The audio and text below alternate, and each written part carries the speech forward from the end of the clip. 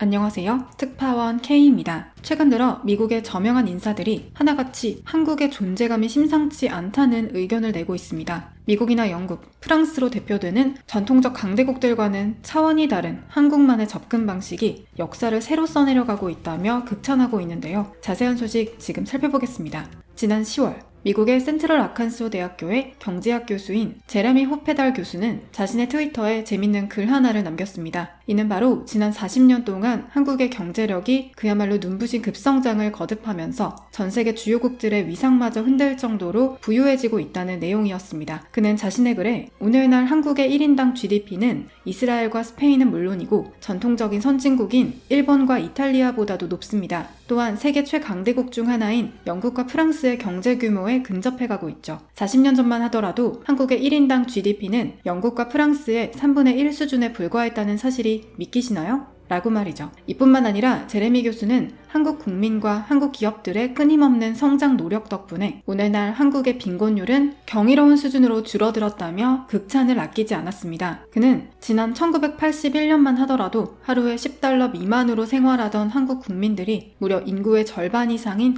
2,700만 명에 이르렀지만 지난 2017년에는 한국 인구의 단 3% 수준에 불과한 150만 명 이하로 떨어졌습니다. 이런 결과는 한국 국민들이 열심히 쌓아올린 경제성장 덕분이라고 할 수 있습니다. 라고 덧붙였는데요. 제레미 교수의 말대로 한국 국민들과 기업들의 필사적인 노력이 쌓이고 쌓여 마침내 한국이 G7 회원국인 일본과 이탈리아를 넘어설 정도로 막강한 존재로 발돋움했습니다. 제레미 교수뿐만 아니라 노아 스미스 박사 역시 한국 문화 또한 마침내 세계 초강대국으로 올라섰으며 그것으로도 모자라 이제 아예 한국은 문화 제국으로까지 자리매김하고 있다며 이를 아낌없이 극찬하고 나섰습니다. 이때 노아 스미스 박사는 뉴욕 주립대에서 경제학 교수를 역임하고 현재 미국의 블룸버그 통신에서 컬럼니스트로 활동하고 있는 미국의 유명한 학자입니다. 스미스 교수는 오늘날 한국의 급부상은 무력으로 주변 국가를 점령해왔던 제국주의 시대가 드디어 종말을 고하게 됐을 뿐만 아니라 문화제국의 시대가 마침내 도래하고 있음을 알리는 신호탄으로 작용하고 있다고 한국 문화가 전 세계를 휩쓸고 있는 현상이 예사롭지가 않다고 언급했습니다. 그러면서 스미스 교수는 넷플릭스를 통해 전 세계에 공개된 한국의 드라마 오징어 게임이 사상 초유의 시청률을 올리게 되면서 한국이 문화를 통해 제왕의 자리에 올라가고 있다는 증거라며 극찬했습니다. 스미스 교수는 오징어 게임이 잠깐 있는 이벤트가 아니라 이미 오래전부터 한국 문화는 동서양을 막론하고 전 세계에 스며드는 과정에 있었다고 언급했는데요. 그 예시로 2년 전 한국 영화 기생충이 전 세계를 휩쓸며 각종 권위 있는 국제 영화제에서 대상을 거머쥐고 아카데미 시상식에서는 사상 최초로 4개 부문에서 상을 휩쓴 점을 거론했습니다. 또한 K-팝의 엄청난 매력 역시도 현재 전 세계 유튜브 사용자들의 마음을 사로잡으며 언어를 막론하고 세계 곳곳에서 회자될 정도로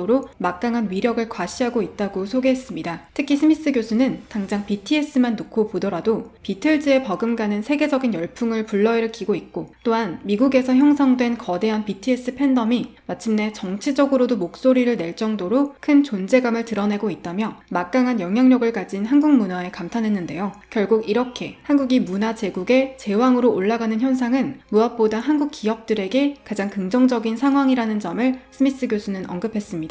우선 영화나 드라마에 나오는 한국 기업들의 제품에 대한 수출이 급속도로 증가하는 점, 그리고 K-팝뿐만 아니라 화장품을 비롯한 한국의 중소기업 제품들 역시도 세계 각국에서 날개 돋친 듯 팔려가고 있다며 한국 문화가 한국 기업들이 세계로 뻗어나가는 데에 크게 기여하고 있다는 점을 강조했습니다. 이는 실제로 지난 2016년과 2018년 사이에만 미국에서 판매된 한국 화장품의 매출이 이전보다 무려 4배나 급성장한 점에서 알 수 있는데요. 특히 여기서 한 발 더 나아가 한국 화장품으로 대표되는 K-뷰티 산업은 2029년까지 전 세계적으로 310억 달러를 벌어들일 것으로 예측될 만큼 해가 갈수록 엄청난 성장을 거듭하고 있습니다. 최근 한 조사기관의 설문조사에 따르면 미국 기업들은 한국 기업들과의 새로운 거래를 하고 싶다는 문의가 급증하고 있다는 결과가 나오기도 했습니다. 그러면서 스미스 교수는 한국이 이룩한 이러한 세계적인 위상을 놓고 평가해보면 한국은 문화제국의 제왕의 자리에 오를 만한 충분한 자격이 있다고 극찬했는데요. 그는 한국이 가장 흥미로운 점은 지난 500년 동안 한국은 제국의 자리에 오르지 못했지만 현대에 이르러서는 문화 최강자로 올라선 유일한 나라가 되었다며 한국을 굉장히 특이한 케이스로 봤습니다. 미국과 영국을 비롯해 일본과 프랑스 또한 자국의 문화 상품을 수출해오고 있고 또한 전 세계에 강력한 문화적 기반을 진작부터 가지고 있었지만 이들이 달성한 성과는 모두 정복과 무력을 통해 얻었기 때문에 진정한 승자가 될 수 없다고 봤습니다. 더군다나 이들 국가들이 오늘날에 취하고 있는 문화 수출의 면면을 보더라도 근본적으로 폭력적인 제국주의가 밑바탕에 깔려있다는 것입니다. 그것은 바로 이들은 암묵적으로 자신들을 위대한 국가로 보고 나머지 국가들은 정복될 나라들로 보고 있으며 그들이 만들어내는 문화 안에도 이러한 세계관이 그대로 녹아있다고 봤습니다. 그도 그럴 것이 미국의 헐리우드 영화와 영국의 판타지 소설은 물론이고 일본 만화와 프랑스 명품을 소비할 때마다 많은 사람들의 마음 한구석에는 이러한 강대국들이 녹여넣은 세계관이 내면화되고 있습니다. 하지만 스미스 교수는 세계에서 유일하게 문화적으로 세계를 정복해가고 있는 한국만큼은 절대 그런 폭력적인 방식을 쓰지 않는다며 아주 이례적이고 놀랍다는 반응을 보였습니다. 무엇보다 스미스 교수는 불과 100년 전까지만 해도 한국은 마치 고래 사이에 끼인 새우처럼 항상 강대국들에게 둘러싸인 작은 나라였으며 주변국에 의해 주권을 빼앗기며 식민지 생활을 겪을 만큼 힘든 역사를 가졌다고 소개했습니다. 하지만 그럼에도 불구하고 한국인들은 지지 않고 발전을 거듭해왔으며 경제적 성장을 충분히 이룩하자 이제는 문화적으로도 전 세계를 사로잡으며 결국 오늘날의 전 세계 모든 사람들로 하여금 K-팝과 한국 드라마를 비롯해 K-뷰티에 이르기까지 한국의 모든 것을 사랑하게 만들었다고 말했습니다. 한국은 마치 자신들이 만드는 영화 속 주인공 같은 국가라며 신기해했는데요. 이는 강대국들이 성취하지 못한 일로 한국만이 세계에서 유일무이하게 평화로운 방식으로 문화 제국을 이루어낸 것입니다. 또한 한국 문화의 놀라울 정도의 급성장은 힘이 강한 강대국의 제국주의적인 기량에서 문화적인 매력이 나온다라는 기존의 학계 이론이 명백하게 틀렸음을 증명하는 유일한 반론이 되었는데요. 결국 이를 바꿔 해석하면 한국 문화는 단순히 전 세계인들을 사로잡았다는 성과를 넘어서 세계가 좀 더 덜 군사적이고 덜 폭력적으로 바뀌어가고 있는 증거인 셈입니다.